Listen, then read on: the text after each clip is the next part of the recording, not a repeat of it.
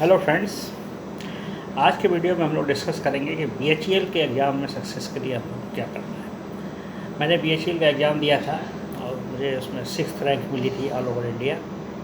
Rank वैसे actually disclose नहीं होती है, बट मैं जब बीएचईएल ज्वाइन करने के लिए भोपाल गया था तो वहाँ पर मुझे पता लगा कि मेरी 6th रैंक है। और उन्होंने मुझे बताया, क्योंकि मैं हेजिटेट कर रहा था कि मैं ज्वाइन करूँ या ना करूँ, मुझे बताया गया कि आपकी 6th रैंक है, आप ज्वाइन करिए। तो बीएचईएल के एग्ज़ाम का पैटर्न जो है अभी भी वही है जो हमारे टाइम पे होता था। ऑलमोस्ट जो है एक रिटन एग्ज़ाम होता है और उसके बाद एक इंटरव्यू होता है।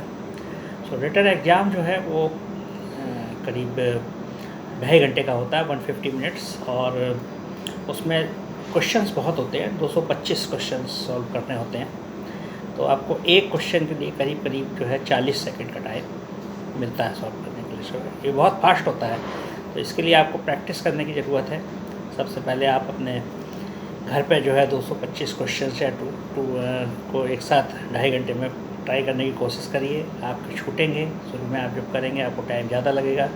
जैसे जैसे आपकी प्रैक्टिस बढ़ती जाएगी, आप हो सकता है कि 2.5 घंटे में आप उसको अचीव कर पाएँ। फिर भी बहुत मुश्किल होता है, काफ़ी क्वेश्चन छूट जाते हैं। 40 सेकंड का टाइम एक क्वेश्चन के लिए काफ़ी कम होता है।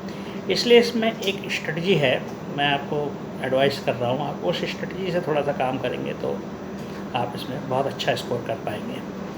तो स्ट्रेटजी जो है वो ये है कि आपको जीके जो है वो बहुत ही करंट अफेयर्स टाइप के क्वेश्चन ज़्यादा आते हैं। इसमें बहुत ज़्यादा पुरानी हिस्ट्री, ज्योग्राफी वगैरह से कनेक्टेड क्वेश्चंस कम होते हैं। Indian national movement mostly questions current 1 साल या 1.5 साल के जो आपके करंट जो जनरल अफेयर्स रहते हैं उसी से रिलेटेड होते हैं। तो उसको अच्छे से पढ़ें, मैगजीन्स, न्यूज़पेपर अच्छे से पढ़ें। पुराना आपको हिस्ट्री पढ़ना है तो जैसा मैंने पहले एडवाइस किया था, यूनिक की गाइड है मेरा यूपीएससी वाला, अगर आप देखेंगे तो उसमें ये मैंने गाइड किया हुआ है आईएएस वाले में। एक टाटा मैकग्रा हिल का गाइड है, उसके अलावा एनसीईआरटी की बुक्स हैं, इनसे आप अपनी हिस्ट्री की नॉलेज बढ़ा सकते हैं। ज्योग्राफी के लिए एटलस बहुत अच्छा है, एटलस से आप नॉलेज बढ़ा सकते हैं। तो स्ट्रेटजी ये रहना चाहिए कि जीके के जो क्वेश्चंस हैं अराउंड 40 या 50 क्वेश्चंस होते हैं, वो आपको 15 मिनट में कर देने हैं। क्योंकि जीके के क्वेश्चंस में ज़्यादा टाइम ख़राब नहीं करना है, क्योंकि उसमें आपको कुछ सॉल्व नहीं करना होता है। जो आया तो आपको यस करना, नहीं आया तो आपको छोड़ देना है। उसमें टाइम वेस्टेज की कोई गुंजाइश नहीं है। तो ये आपको 15 मिनट में निकाल देने हैं, जितने भी 40-50 क्वेश्चंस हैं। उसके बाद बात आती है एनालिटिकल एबिलिटी या जो आपके रीजनिंग के क्वेश्चंस होते हैं। ये टाइम टेकिंग होते हैं, क्योंकि इसमें थोड़ा सा आपको दिमाग लगाना पड़ता है, कई क्वेश्चन सॉल्व करने पड़ते हैं। इसमें भी मैंने एडवाइस किया था कि आप जीआरई की या कैट की जो बुक्स गाइड हैं उनसे आप तैयारी करें। एक चीज़ का ध्यान रखें कि ऑब्जेक्टिव मतलब ये नहीं है कि आपको ऑब्जेक्टिव की ही तैयारी करनी है, ऑब्जेक्टिव क्वेश्चन को सॉल्व करने हैं। आपको अपना सब्जेक्ट स्ट्रॉन्ग करना है। आप सब्जेक्ट स्ट्रॉन्ग कर लेंगे तो ऑब्जेक्टिव क्वेश्चन भी आप आराम से आंसर कर पाएंगे। जैसे आपको अगर इलेक्ट्रिकल इंजीनियरिंग में फार्मूले अच्छे से याद है तो आप कोई भी न्यूमेरिकल जो है वो सॉल्व कर सकते हैं। हाल ही आपने ऑब्जेक्टिव सॉल्व किए, उससे कुछ नहीं होता है। आपको अपने सब्जेक्ट पर कमांड होनी चाहिए, तो आप ऑब्जेक्टिव भी बहुत अच्छे से कर पाएंगे। हाँ, ऑब्जेक्टिव कम टाइम में ज़्यादा क्वेश्चन सॉल्व करने की जो प्रैक्टिस है, टाइम का जो मैनेजमेंट है, उसके लिए आप ऑब्जेक्टिव से प्रैक्टिस करिए तो आपको जो है वो अच्छे से आ जाएगा। तो रीजनिंग के लिए जैसा आप कैट की गाइड या ये सब स्टडी करते हैं तो रीजनिंग में आप टाइम थोड़ा ज़्यादा लगता है। तो मैं एडवाइस करूँगा कि अगर रीजनिंग के 40 क्वेश्चन सपोज हैं तो 40 क्वेश्चन के लिए आप 40 मिनट पूरा दीजिए। 1 मिनट में एक क्वेश्चन करिए, ये आपका टाइम थोड़ा ज़्यादा लेता है। तो वो आपने जो जनरल वाले में जो टाइम बचाया उसका यूटिलाइजेशन यहाँ पे होगा। उसके बाद इंग्लिश आती है, तो इंग्लिश में तो फिर वही है, प्रीपोजिशंस, आर्टिकल्स पढ़ने हैं, टेंस पढ़ने हैं। और उसके अलावा आपको अगर टेंस की नॉलेज है, आर्टिकल और प्रीपोजिशंस और सिनोनिम्स एनोनिम्स की अच्छी नॉलेज है, तो आप इंग्लिश के क्वेश्चन आराम से कर सकते हैं। तो उस पर आपको कमांड लेना, उसके लिए भी आप कोई भी मैनेजमेंट इंस्टीट्यूट के टेस्ट वाली गाइड यूज कर सकते हैं, उससे आपका अच्छा कमांड उस पर आ जाएगा।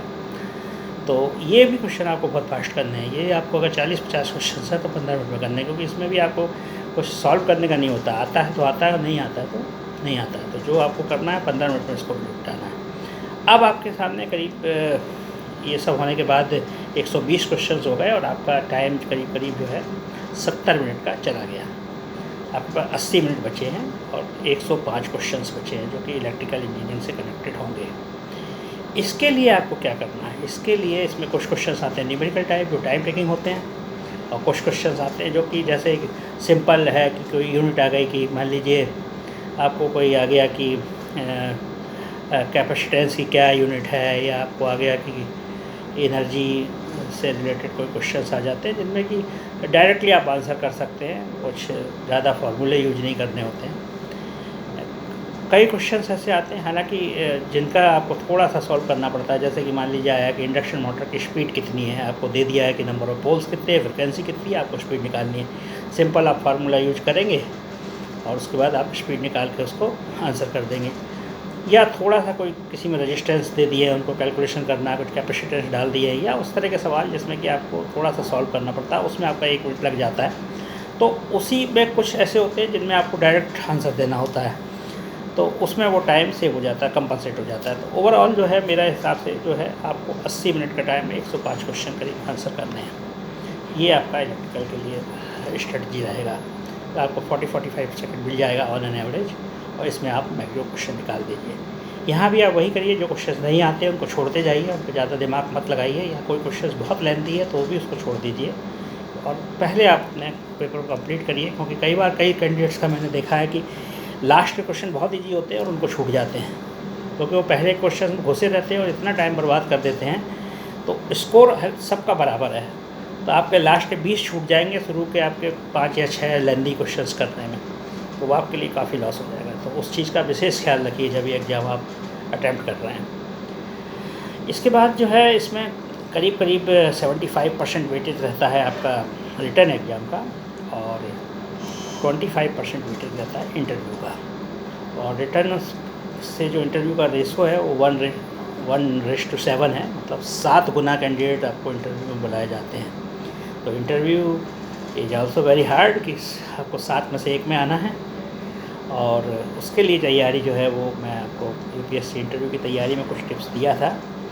मेरा इंटरव्यू हुआ था तो मेरे से ज़्यादातर क्वेश्चंस जो है मैनेजमेंट से, जो कि इंडस्ट्रियल इंजीनियरिंग एंड मैनेजमेंट से मैंने एमई किया था, तो उससे रिलेटेड क्वेश्चन पूछे गए थे। जस्ट इन टाइम टेक्नोलॉजी पूछी गई थी, टोटल क्वालिटी मैनेजमेंट पूछा गया था, इन्वेंट्री मैनेजमेंट पूछा गया था। उसके अलावा इलेक्ट्रिकल इंजीनियरिंग में advantage of SF6 circuit breaker पूछे गए थे, Scott connection of transformer, single phase induction motor का वर्किंग प्रिंसिपल, ये क्वेश्चंस मुझसे पूछे गए थे। और कुछ क्वेश्चंस और भी थे, मुझे अभी थोड़ा याद नहीं है, काफ़ी क्वेश्चंस थे। और सिंपली जो है बहुत ही कॉन्फिडेंटली मैंने आंसर दिए थे, और मुझे लगता है कि जब मैं इंटरव्यू से बाहर आया था तो I was very much confident कि मेरा सिलेक्शन हो जाएगा, बिकॉज मुझे लगता था कि मैंने इंटरव्यू बोर्ड को काफ़ी अच्छा इम्प्रेस किया है। तो वो पता चल जाता है आपका कॉन्फिडेंस, आपने कैसे आंसर दिए और उनका उस पर कैसा रिस्पॉन्स था, तो आपको काफ़ी कुछ उसमें आइडिया इंटरव्यू के बाद लग जाता है। तो इंटरव्यू के लिए वही आप तैयारी करें, आधा घंटे का करीब 20-25 मिनट का इंटरव्यू होता है। बढ़िया अपना प्रॉपर्ली अच्छे से जाएं और कॉन्फिडेंट रहें। आंसर आपको आते हैं कॉन्फिडेंटली दीजिए, नहीं आते हैं आई डोंट नो सॉरी बोल दीजिए, इसमें आपका टाइम वेस्ट नहीं होगा और आप अगले क्वेश्चन पर स्विच ओवर कर जाएंगे। तो यही एक स्ट्रेटजी आपको अपनाना है और तैयारी करनी है। इंटरव्यू बॉम्बे में होता है, नरीमन पॉइंट में, बहुत ही हाई राइज टावर पे, काफ़ी ऊंचाई पे, वहाँ से समंदर के नज़ारे देखिए, बहुत सुंदर दिखता है। और बाकी PSU के लिए भी लगभग वही स्ट्रेटजी है, या तो गेट के थ्रू हो रहा है आजकल, और अगर गेट के थ्रू नहीं हो रहा है और ये आपको कॉम्पिटिटिव एग्ज़ाम देना है तो इसी तरीके से तैयारी करनी है, कॉन्फिडेंट रहना है, खुश रहना है। और बाकी मेरा और भी पब्लिक सेक्टर्स में सिलेक्शंस हुए हैं, तो उसके बारे में भी मैं आपको आगे के वीडियो में बताता रहूँगा। अभी सिर्फ इतना ही, BHEL की तैयारी करिए। BHEL का फुल फॉर्म मैंने वहाँ जाके जाना है, be happy enjoy life. So if you are selected in BHEL, you will be happy and you will enjoy your life. All the best for the candidates who are competing for these examinations, and wishing you all the best. Thank you very much.